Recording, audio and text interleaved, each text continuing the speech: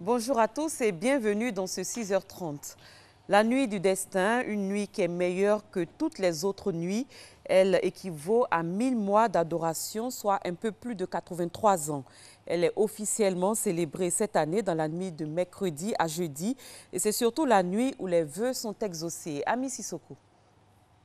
La nuit de la destinée ou Laylatul Qadr en arabe, c'est la meilleure nuit du mois de Ramadan. C'est la nuit la plus méritoire, c'est la nuit de l'exaucement des vœux. Laylatul Qadr équivaut à elle seule à 1000 mois d'adoration, soit un peu plus de 8 décennies.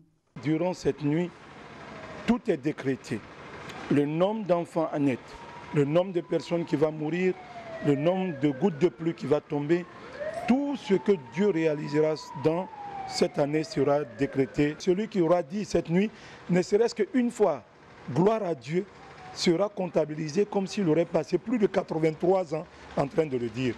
Celui qui aura fait 1 heure de prière, 2 heures de prière, des aumônes, ça sera considéré comme s'il avait passé plus de 83 ans. Je ne dis pas 83 ans, mais plus de 83 ans en le faisant.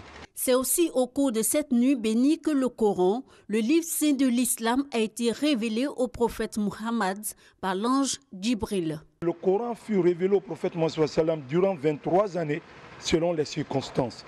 Mais de la tablette où tout est marqué au premier ciel, à l'endroit appelé Baytul Izza, ça a été révélé durant le mois, n'est-ce pas, du Ramadan et durant cette nuit de Qadr.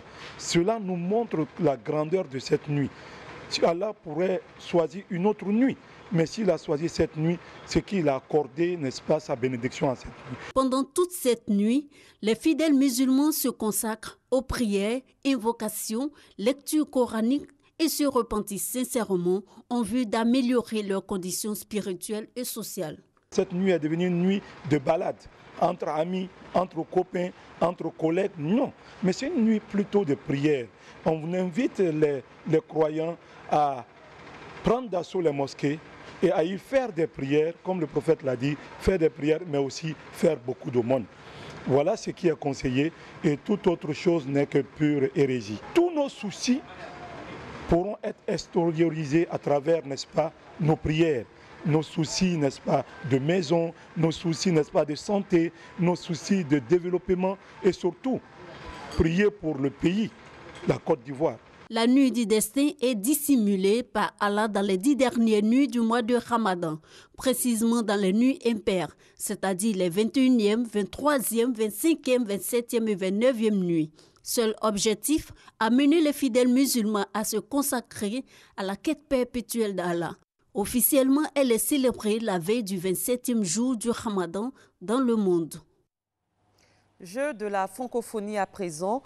Après les jeunes, les religieux et les femmes du district d'Abidjan, le ministre auprès du président chargé des Jeux de la francophonie, Robert Mambé, a confié les Jeux à la société.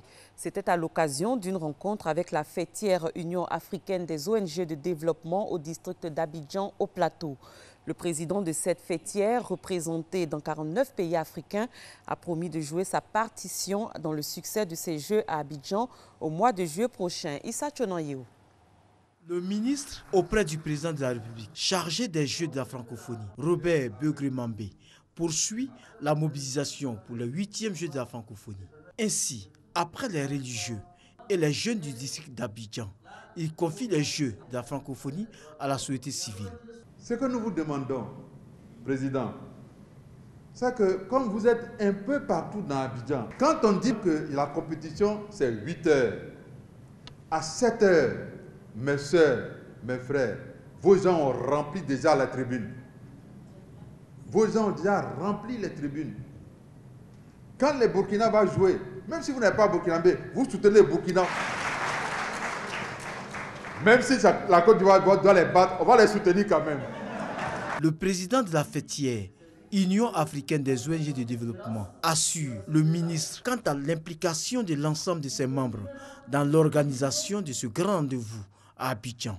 La rencontre avec 150 leaders de la société civile de Côte d'Ivoire était la preuve de l'engagement des organisations de la société civile pour accompagner l'organisation de ces Jeux par la mobilisation, la sensibilisation des Ivoiriens pour que tous ceux qui viendront de pays étrangers découvrent l'hospitalité ivoirienne, concentrent la mobilisation dans les stades, dans les endroits qui sont réservés à ces Jeux, dans la paix. La fêtière Union africaine des ONG de développement, présente dans 49 pays en Afrique, revendique plus d'1 million de membres prêts à faire la promotion des 8e Jeux de la francophonie, prévus du 21 au 30 juillet prochain. Parlons paix et cohésion sociale. La Fédération des femmes pour la paix mondiale, section Côte d'Ivoire, a organisé la cérémonie marquant son 25e anniversaire. Un 25e anniversaire qui vise à célébrer des femmes qui s'illustrent comme des modèles. Pour cela, 9 femmes ont été faites ambassadrices de paix. Chris Diomondé, Franck Wadio. 300 femmes leaders et responsables d'ONG à la cérémonie marquant les festivités du 25e anniversaire de la Fédération des femmes pour la paix mondiale. Une initiative de la Fédération des femmes pour la paix mondiale, FPPM section Côte d'Ivoire, en vue d'inciter les femmes de tous bords à être des modèles de paix. En tant que femmes, nos efforts pour incarner la paix et l'harmonie dans nos familles doivent être notre combat quotidien. Ne laissons pas la paix dormir en nous. La paix doit déranger le monde. Être ambassadeur de paix, c'est un engagement. Mère Teresa a dit, que pouvez-vous faire pour promouvoir la paix dans le monde? Rentrez chez vous et aimez votre famille. Ma famille, c'est la Côte d'Ivoire. Rentrons tous chez nous et aimons la Côte d'Ivoire. Fait marquant, 9 femmes faites ambassadrices de paix en collaboration avec la Fédération pour la paix universelle. De nombreuses personnes se sont engagées en faveur de la paix. Nous leur rendons hommage. Nous pouvons être en mesure de transcender les conflits et faire en sorte que la démocratie soit fondée sur une éthique universelle, sur les valeurs essentielles, à savoir la bienveillance, la miséricorde, l'amour du prochain. Les femmes de la FFPM partagent un but, celui de surmonter toutes les barrières religieuses, économiques, raciales et nationales. La Fédération des femmes opère dans 4 domaines d'activité que sont l'amitié, l'éducation, l'entraide et la recherche. En économie, l'Afrique possède un vaste réseau de lacs, de rivières et d'étendues marines riches en ressources naturelles qui sont peu ou sous-exploitées. Il est aujourd'hui question de l'exploitation de ces ressources au profit du continent africain. C'est pourquoi se tient à Abidjan un séminaire sur la gouvernance des ressources et des activités maritimes pour le développement durable en Afrique. Il dure 3 jours du 21 au 23 juin 2017 et est organisé par la Division du renforcement des capacités de la Commission économique pour l'Afrique du système des Nations Unies. Le séminaire vise à trouver les voies et moyens d'une gouvernance des ressources maritimes de l'Afrique par l'Afrique et pour l'Afrique. Justine Saïdjiki. 13 millions de kilomètres carrés d'eau territoriale sous juridiction africaine et un plateau continental s'étendant sur environ 6,5 millions de kilomètres carrés. D'une superficie d'environ 30 millions de kilomètres carrés, le continent africain est riche de ses ressources maritimes qui lui proviennent des océans Atlantique et Indien ainsi que des mers Méditerranée et Rouge qui l'entourent. Mais ces richesses sous-exploitées sont détournées au détriment de l'Afrique. Ce sont 42 milliards de dollars de ressources qui sont détournées chaque année.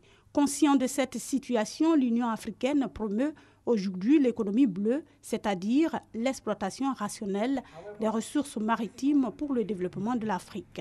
Cette rencontre panafricaine d'échange d'expériences sur la gestion de la mer et de ses ressources, qui se tient à Abidjan durant 3 jours, vise à aider à l'élaboration des politiques et outils de développement de l'économie bleue.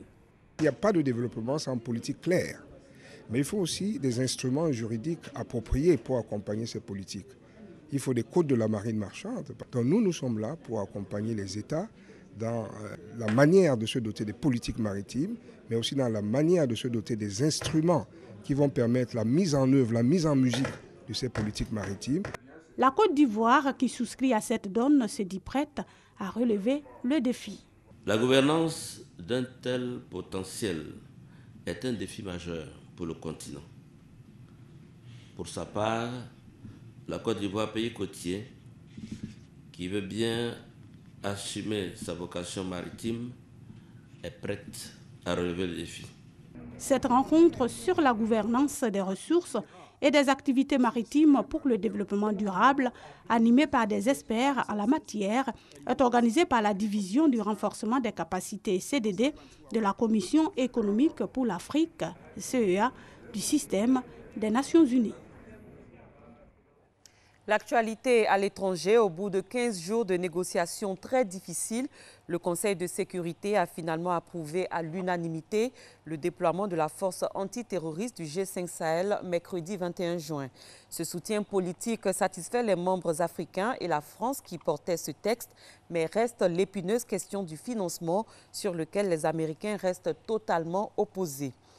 En France, 5 jours après l'attentat raté sur les Champs-Élysées, le nouveau projet de loi antiterroriste est présenté ce jeudi matin en Conseil des ministres. Un texte qui vise à préparer la sortie de l'état d'urgence, mais qui suscite déjà une levée de boucliers de la part des associations de défense des libertés publiques. Il vise en effet à inscrire dans la loi ordinaire des dispositions de l'état d'urgence. C'est la fin de ce 6h30. Merci de l'avoir suivi. Très bon début de journée à tous.